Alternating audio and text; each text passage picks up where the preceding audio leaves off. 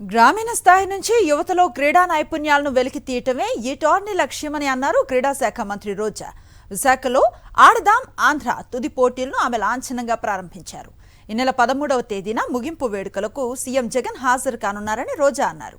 క్రీడల ద్వారా ఆరోగ్యం వికాసమే కాదు, ఉత్తమ ప్రతిభ కనబరిచిన వారికి ఉద్యోగాల్లో కోటా కూడా ఉంటుందని అన్నారు మంత్రి.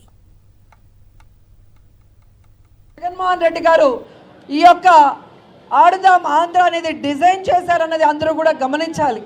ఎందుకంటే ఈరోజు మనకి ఆరోగ్యంగా ఉండటానికి ఒక ఎత్తు అయితే, రెండవది జాబ్స్లో స్పోర్ట్స్లో రాణించిన వాళ్ళకి ఏ విధంగా మంచి అవకాశాలు ఉంటాయో ఇప్పటికే మీరు చూశారు. మన గవర్నమెంట్లోనే గ్రూప్ 1 పోస్టులు కూడా 4కి ఇవ్వటం మీరు గుర్తించారు. అంతేకాకుండా స్పోర్ట్స్ కోటాల్లో స్పోర్ట్స్ పర్సన్స్కి ఈజీగా కూడా చాలామంది జాబ్స్ తీసుకొని రావటం మీరు చూస్తున్నారు.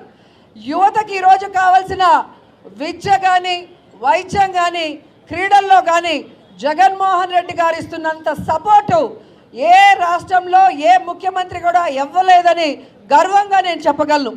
ఇంత గొప్ప అవకాశాన్ని క్రీడా శాఖకి ఇచ్చినందుకు క్రీడా శాఖ తరఫున క్రీడాకారుల తరఫున మనస్ఫూర్తిగా జగన్మోహన్ రెడ్డి గారికి కృతజ్ఞతలు తెలియజేసుకుంటూ, ఈరోజు ఇక్కడ పోటీకి వచ్చిన క్రీడాకారులు అందరూ కూడా మీ డిస్ట్రిక్ట్స్కి మీ కాలేజెస్కి మంచి పేరు తీసుకొచ్చే విధంగా పోటీ పడి గెలవాలని కూడా కోరుకుంటున్నాను.